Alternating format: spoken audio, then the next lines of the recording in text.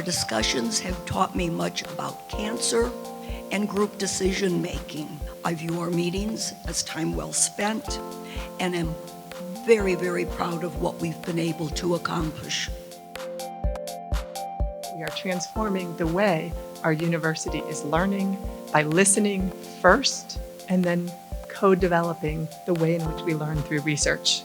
You have connected and disposed fellows, trainees, and faculty, and as well as the community to patient-centered outcome research. We finally said what the value proposition was for the families. Help us, help the researchers, help your child. And we explained to them why their participation in this was going to empower them in the doctor's office or in the school setting.